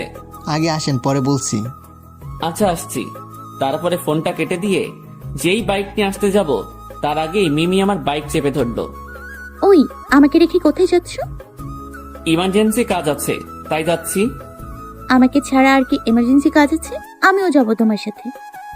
জানি ও আর আমাকে একা যেতে দিবে না, আবার নিয়ে গেলেও সিক্রেট থাকবে না। আপনি থাকেন, আমি পরে নিয়ে যাচ্ছি। না। বলে মিমি আমার বাইকে উঠে আমাকে পিছন থেকে জড়িয়ে ধরে রাখলো। আর কিছু না বলে আমরা হাসপাতালে চলে গেলাম। হাসপাতালে গিয়ে দেখলাম রাজ বাইরে দাঁড়িয়ে আছে। আমাকে দেখে আমার সামনে আসলো। ভাইয়া ভিতরে চলেন। কে এটা? আপনি আমার সাথে আসুন। বলে মিমিকে নিয়ে ভিতরে গেলাম। ভিতরে রোগীদের আসনে বসিয়ে দিয়ে বললাম, এইখানে চুপচাপ বসে থাকবেন, কোথাও যাবেন না। মিমি ব্যাগ থেকে ফোনটা বের করে টিপতে লাগলো, আর আমিও রাজের সাথে ভিতরে চলে গেলাম। কোথায় যাচ্ছি আমরা? মর্গের রুমে। তারপরে ওইখানে গিয়ে রাজ বলল, এই যে দেখেন। তারপরে মর্গে যা দেখলাম তা দেখে অবাক হয়ে গেলাম, কারণ ওইখানে সব লাশ আছে, আর লাশের সাদা কাপড়ের উপর দিয়ে রক্তে ভরে আছে। সব লাশের কাপড়ে রক্ত কেন? এটাই তো রহস্য। মানে? মনে হচ্ছে রোগীকে অপারেশন রুমে ঢুকিয়ে রোগীর পেটের মধ্য দিয়ে দামি জিনিসগুলো বের করে নিচ্ছে। সেইগুলো কি কি? সেগুলো কি সেটা আমি এখনো বুঝতে পারি নাই, কিন্তু আন্দাজ করে বলতে পারছি যে রোগীর দামি কিছুই নেওয়া হচ্ছে। আচ্ছা, তোমাকে একটা কাজ করা লাগবে। কি কাজ ভাইয়া? আজ এই মর্গের পাহারা তোমাকেই নিতে হবে, যেভাবেই হোক। কিন্তু কেন ভাইয়া? আমি আজ রাতে আসবো, আর মৃত্যু রোগীদের সাথে কি হচ্ছে সেটা দেখা লাগবে। আচ্ছা, যেভাবেই হোক আজ রাতে আমি নাইট ডিউটি করব। আচ্ছা। তারপরে ওইখান থেকে চলে আসলাম। বাইরে এসে দেখি মিমি ওইখানে নেই। আমি তো ভয় পেয়ে গেলাম। তারপরে খুঁজতে খুঁজতে মিমিকে দেখলাম এক ডাক্তারের চেম্বারে বসে আছে। ডাক্তারটি মধ্যবয়সী। আমি রুমে ঢুকে মিমিকে বললাম, আপনি এখানে কি করছেন? আপনাকে আমি সারা জায়গায় খুঁজে বেড়াচ্ছি। আমি ফুপার সাথে গল্প করছিলাম। ফুপা মানে? এইটা আমার ফুপা, ডাক্তার রহমান। ও, আসসালামু আলাইকুম আঙ্কেল। ওয়ালাইকুম আসসালাম। আচ্ছা, তখন এত তাড়াতাড়ি ওখান থেকে আসলে কেন? তুমি তো কিছুই বললে না। না, আসলে এখানে আমার একটা ফ্রেন্ড অ্যাক্সিডেন্ট করছে, তাই এসেছি। মিথ্যা বললাম। ও আচ্ছা। তোমার বন্ধুর এখন কি অবস্থা? জি আলহামদুলিল্লাহ ভালো। আচ্ছা শোনো, দরকার হলে আমাকে বলবে। জি। তারপরে ওইখান থেকে চলে আসলাম। আপনি কি এখন ফ্রি আছেন? জি বলেন। তাহলে আমাকে নিয়ে আজ পুরো কুষ্টিয়া শহর ঘুরে বেড়াতে হবে। আচ্ছা, কোথায় যাবেন বলেন। এসবের থেকে ভালো জায়গা, আশেপাশে কেউ থাকবে না, যেখানে তুমি আর আমি থাকবো। আচ্ছা চলেন। তারপরে মিমিকে নিয়ে আমাদের ঐতিহ্য স্থান পুরনো বাংলোর সামনে নিয়ে গেলাম। এটা কোন জায়গা? আরে, বাংলোর সামনে আসলে কেন? আপনি তো বললেন। তাই বলে এখানে? ওই, তোমার মাথায় খারাপ কিছু ঢুকে নাই তো? ছি ছি, কি বলছেন এসব? আপনি তো বললেন এমন জায়গায় যেখানে কেউ থাকবে না। আচ্ছা ভালো, তো এখানে এমন কি আছে যে এইখানে আসলাম? শুধু পুরনো ইট আর আসবাবপত্র ভাঙচুর পড়ে আছে। এই দেখার জন্য এখানে নিয়ে আসলে? না, ভিতরে ঐতিহাসিক কিছু আছে, সেগুলো দেখানোর জন্য। কি সেটা? সেটা ভিতরে গেলেই বুঝতে পারবেন। ওই ওই, হাসবে না কিন্তু। আচ্ছা। তারপরে আমি আর মিমি ভিতরে গেলাম। উদ্দেশ্য, আজ পুরনো বাংলোতে রোম্যান্স হবে। তবে আপনারা চুপ, মিমি যেন জানতে না পারে। তারপরে মিমিকে নিয়ে ভিতরে গেলাম, আর ভিতরে অন্ধকার থাকার জন্য কিছু দেখা যাচ্ছিল না। তাই ফোনের ফ্ল্যাশ লাইট বের করে যেতে লাগলাম। মিমি আগে আগে আর আমি পিছনে পিছনে। ওই আমার কিন্তু ভয় লাগছে। সে কি, আপনি আমার থেকে বড় হয়ে ভয় পাচ্ছেন? ভয় কি ছোট দেখে হয় নাকি? জানি না তো। ভালো। তারপর আমি হাঁটতে লাগলাম। হঠাৎ করে জোরে কিছু উড়ে যাওয়ার শব্দ শুনে মিমি পিছন ফিরে আমার দিকে এক লাফ দিয়ে আমার কোলে উঠে পড়ল। আরে আরে, কি করছেন? কোল থেকে নামেন। না, আমার ভয় করছে। আমি তোমার কোলে থাকি প্লিজ।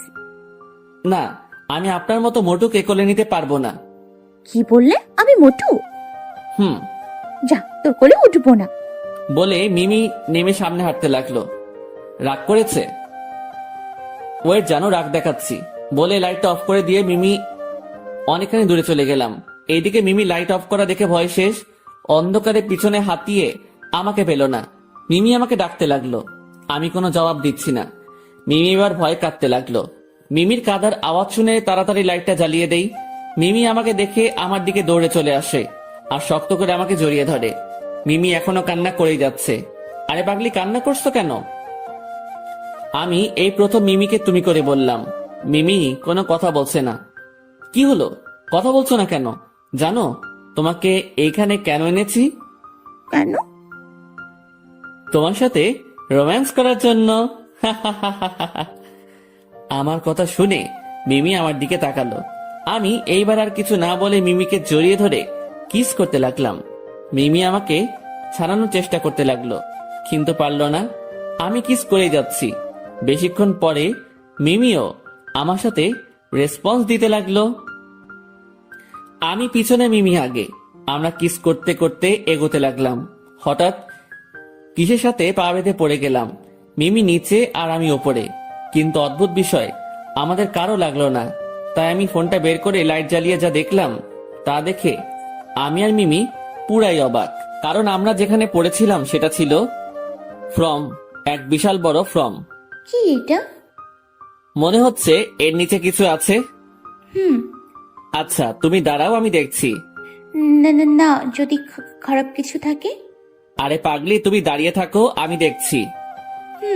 তবে সাবধান। তারপর আমার ফোনটা মিমির হাতে দিয়ে ফর্মটা উঠিয়ে দেখলাম অনেকগুলো কার্টুনের প্যাকেট। কি এইগুলো? আচ্ছা দাঁড়াও, দিচ্ছি। বলে প্যাকেট খুলে দেখলাম। এতগুলো ওষুধ এইখানে কেন? সেটা তো আমিও বুঝতে পারছি না। আমার ভীষণ ভয় লাগছে, চলো এখান থেকে। দাঁড়াও, আচ্ছা এই ওষুধ যদি সরকারি হতো তাহলে এইখানে থাকতো না, আবার যদিও ভালো হতো তাহলে এইখানে থাকতো না। আমার মনে হচ্ছে এই ওষুধ ব্ল্যাক ওষুধ, আর এই ওষুধ মানুষের ভালোর জন্য নয়। সিয়াম চলো প্লিজ, আর এখানে থাকা যাবে না। মিমি আমাকে পিছনে থেকে ভয়ে আমার শার্ট ধরে আছে। আমি বুঝলাম মিমি ভয় পাচ্ছে, তাই আর ওখানে না দাঁড়িয়ে চলে আসলাম। আর আসার সময় ওষুধের একটা বক্স নিয়ে আসলাম। মিমিকে তার বাসায় নিয়ে গেলাম। কোথায় যাবে এখন? এই বক্সটা নিয়ে আমার ছোট কাকুর কাছে যাব। যেখানেই যাও ভালোভাবে যাবে। জি ম্যাডাম। ওই শোনো। আমি কিছু বুঝে ওঠার আগেই মিমি আমার কপালে একটা কিস করে দৌড়ে তার বাড়ির মধ্যে চলে গেল। কি সাহস হে বাবা, ওর বাসার সামনে ও আমাকে কিস করছে। কিন্তু এমন সাহস ওই বাংলোর মধ্যে কই ছিলি? তারপরে আমি হাসতে হাসতে ওইখানে থেকে চলে আসলাম কাকুর হাসপাতালে। দিয়ে দেখলাম কাকু তার রুমে বসে আছে। আসসালামু আলাইকুম কাকু। ওয়ালাইকুম আসসালাম। সিয়াম, তুমি এখন কিছু বলবে নাকি? জি কাকু, একটা ওষুধ দেখানোর জন্য এসেছি। মানে? এই যে। তারপর আমি ওষুধের বক্সটা কাকুর হাতে দিলাম। কাকু কিছুক্ষণ ওষুধের বক্সটা ভালো করে দেখে বলল, ওহ মাই গড, এই ওষুধ তুমি কোথায় পেলে? কেন কাকু, কি হয়েছে? আগে বলো, এই ওষুধ কোথায় পেয়েছো? একটা বাংলোর মধ্যে। তারপরে কাকুকে সব খুলে বললাম। এটা কি বিষাক্ত ওষুধ সেটা তুমি জানো? না, কি এই ওষুধ? এটা সাধারণত অপারেশনের সময় ব্যবহার করি। রোগী যখন অজ্ঞান থাকে তখন এই ওষুধটা রোগীর শরীরে ইনজেকশনের মাধ্যমে দেওয়া হয়। শরীরে গেলে কি হয়? যে রোগী শরীরে দেওয়া হয় সেই রোগীর সাথে সাথে ওইখানেই মারা যায়। কিন্তু এটা করে তাদের লাভ কি? তাদের অনেক লাভ আছে। রোগীর কিডনি, কলিজা, হৃৎপিণ্ড, চোখ আরো অনেক কিছু পাওয়ার জন্য। মানে? মনে হচ্ছে ওই ওষুধ দেওয়ার পর রোগী মারা যায়, কিন্তু রোগীর এইসব জিনিসগুলো 1 সপ্তাহ ঠিক থাকে। কি বলছেন কাকু এইসব? যা সত্যি তাই বলছি। আমি অবাক হয়ে গেলাম। তার মানে অপারেশন রুম থেকে বের হয়ে রোগীর পরিবারকে বলে রোগী মারা গেছে আর রোগীকে নিয়ে মর্গে চলে যায়। এমনি হবে হয়তো। তার মানে আমি শিওর এটা কোনো হাসপাতালে হচ্ছে। তুমি কিভাবে জানলে? তারপরে কাকুকে সব খুলে বললাম। তাহলে আমাদের এখনই আইনের কাছে সাপোর্ট লাগবে। কিন্তু এখনো দেরি আছে। মানে আমি দেখতে চাচ্ছি এদের লিঙ্ক কত বড়। আচ্ছা, যাই করবে সাবধানে। আর একটা কথা, যত তাড়াতাড়ি সম্ভব শুরু করো, না হলে সাধারণ মানুষ ওইখানে গেলে শুধু মরতেই থাকবে। জি কাকু। তো মিস্টার সিআইডি সিয়াম, আমাদের বাসায় আর যাওয়া হয় না কেন? আসলে কাকু অনেক ব্যস্ত থাকি তো তাই। তোমার কাকি তোমাকে যেতে বলেছে? আচ্ছা, একদিন সময় করে যাব। আচ্ছা। তারপরে ওইখান থেকে চলে আসলাম আব্বুর কাছে, মানে পুলিশ স্টেশনে। আব্বুর রুমে ঢুকে দেখলাম আব্বু নেই, থুক্কু। এখন আব্বু বলা যাবে না। তারপরে হাবিলদার চাচাকে জিজ্ঞাসা করলাম স্যার কোথায়। হাবিলদার চাচা বলল স্যার ভিতরে আছে। তাই আমিও ভিতরে গিয়ে দেখলাম একটা ছেলেকে উড়ুধুরু পিটাচ্ছে। স্যার ওনাকে এভাবে মারছেন কেন? তারপরে স্যার যা বলল তা শুনে পুরাই অবাক হয়ে গেলাম। কি হয়েছে স্যার? ওনার কাছে একটা ডোজ পেয়েছি। কি ডোজ? এটা এমন এক ভাইরাস যেটার যদি মুক্ত জায়গা বা পানির মধ্যে দেওয়া যায় তাহলে এই মারাত্মক ভয়াবহ বিষ পান করলে বা নিঃশ্বাসের সাথে মিশে গেলে মানুষ সাথে সাথেই মারা যাবে। কি হচ্ছে এইসব? কিছুই তো বুঝছি না। আমিও একটা ওষুধ পেয়েছি। কি বলছো? কি ওষুধ? তারপর আমি সব খুলে বললাম। যা করার তাড়াতাড়ি করতে হবে। এইভাবে চললে কিছুদিনের মধ্যে সারা দেশের মানুষ ধ্বংস হয়ে যাবে, আর বেঁচে থাকবে না, কেউ বেঁচে থাকবে না। আর ডাক্তারদের কিংবা আইনের প্রতি কারো বিশ্বাসও থাকবে না। জি, যত তাড়াতাড়ি সম্ভব আমি দেখছি। Okay sir. তারপরে স্যার চলে গেল। এইদিকে আমি ওই লোকটির সামনে গেলাম। লোকটি আমার থেকে বড়, আব্বুর বয়সী, তাই আঙ্কেল বলেই ডাকলাম। আঙ্কেল, আপনি সত্যি করে বলেন তো এই ভাইরাস কোথায় পেয়েছেন? জানি না। দেখেন, আপনি এই দেশের নাগরিক, আমরাও এই দেশের নাগরিক, আর আমি কেউ চাই না যে আমাদের দেশের ক্ষতি হোক। কিন্তু আমি এখন চাই। কিন্তু কেন? এই দেশের নাগরিক হওয়ার জন্য আজ আমি নিঃস্ব হয়ে গেছি। কিভাবে? আজ থেকে 10 বছর আগের কথা। আমি বাংলাদেশের নামকরা সায়েন্টিস্ট ছিলাম। আমার কাজ ছিল শুধুমাত্র মানুষের ভালো করা, আর মানুষ কিভাবে কি করলে তাদের কল্যাণ হবে সেটা নিয়ে পড়ে থাকা। একদিন কৃষকের কথা ভেবে, তাদের কথা চিন্তা করে অনেক কষ্টে প্রায় 2 মাস ধরে একটা বীজ তৈরি করেছিলাম, যেন কোনো কৃষকদের এত কষ্টের ফসল যেন বিফলে না যায়। সেই বীজের সাথে একটা অ্যান্টিডোজও বানিয়েছিলাম। সেটা ছিল মানুষের কাছে ভাইরাসের মতো, কিন্তু সেটা বীজের জন্য উপযুক্ত ছিল।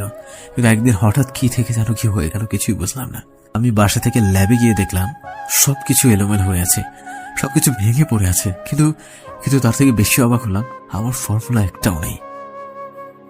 তখন টিভিতে দেখলাম আমার তৈরি বীজের ফর্মুলা দিয়ে আমার ছোট্ট কালের বন্ধু স্বীকৃতি পেয়ে গেল, আর ফর্মুলা দ্বিতীয়টা আমি তৈরি করেছি, আর সেটা মানুষের খারাপের জন্য করেছে।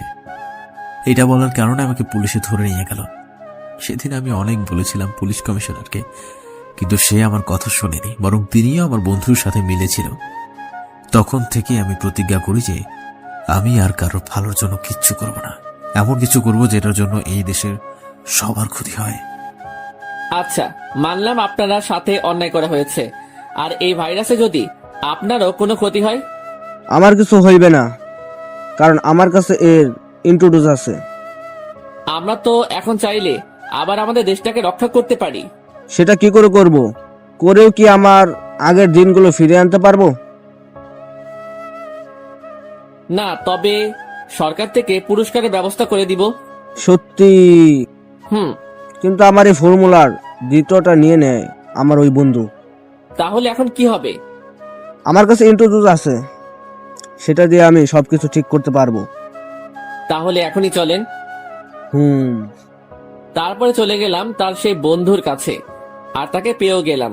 ওই লোকটিকে দেখার সাথে সাথে আমার সাথে আসা লোকটি ওর কাছে দৌড়ে গিয়ে একটা ঘুষি মেরে তাকে মাটিতে ফেলে দিল। এই বছরের রাগ তার জন্য। কিন্তু ওনাকে কিছু করতে দিলে হবে না, যা করার আমাকেই করতে হবে। আমি ওনার সামনে গিয়ে বললাম, আপনি এই দেশের মানুষ হয়ে এত জঘন্য কাজ কিভাবে করতে পারলেন? দেশ দেশ দিয়ে কি করব? আজ রাতে আমরা এই দেশ ছেড়ে চলে যাব। লজ্জা করে না? এই দেশের নাগরিক হয়ে এই কথা বলতে? নাগরিক হয়ে কি করব? এই দেশের বিনিময়ে পেয়েছি কোটি কোটি টাকা। এতদিন শুধু স্বপ্নই রেখে গেছেন, আজ বুঝবেন এই দেশে সচেতন নাগরিক কি করতে পারে। তুই একটা পিচ্চি পোলা হয়ে আমাদের কি করবি?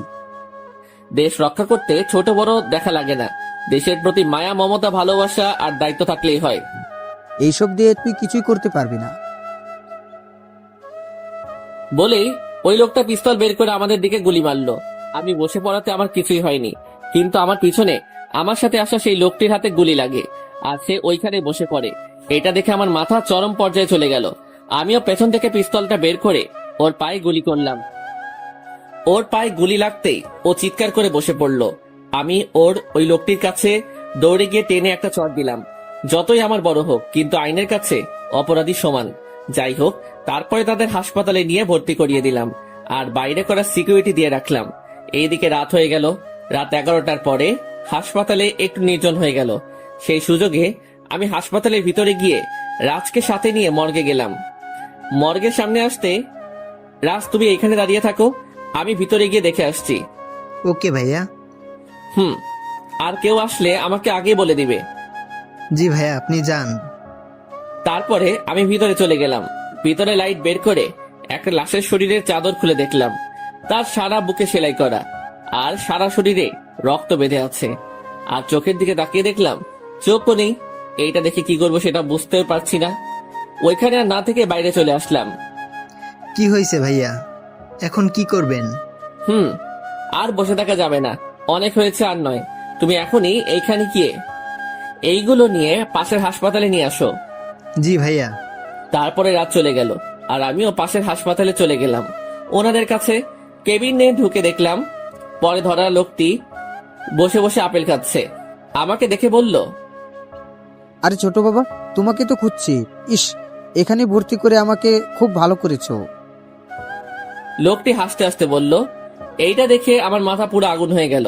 আশেপাশে তাকিয়ে দেখলাম কিছু নেই। তখন আমার পিছনে থাকা পিস্তলটা বের করে পিস্তলের উল্টা পিঠ দিয়ে তার মাথার উপর বসিয়ে দিলাম। ওর মাথা বাড়ি দেওয়ার সাথে সাথে ওর মাথা ফেটে রক্ত বের হচ্ছে। এর মধ্যেই রুমের মধ্যে নার্স ঢুকলো। এ কি করছেন? রুগীর সমস্যা হবে তো। কিছু হবে না। কে আপনি? বলে যে চিৎকার করতে যাবে তার আগে আমি বললাম, ওই চুপ, একটা শব্দ করলে এটা দিয়ে মাথার খুলি উড়িয়ে দিব। পিস্তলটা ওই নার্সের মাথায় ধরে বললাম। পিস্তল দেখে নার্সের মুখ দিয়ে কোনো কথা বের হচ্ছে না, বরং ভয় কাঁপতে লাগলো। এবার আমি ওই লোকটিকে বললাম, এবার বল তোর সাথে থাকা পার্টনারের নাম। মরে গেলেও বলবো না। তোকে তো বলাই লাগবে। আর তোর সাথে যে থাকে সে যে পাশের হাসপাতালের কোনো ডাক্তার, এটা ভালো করে জেনে গেছি।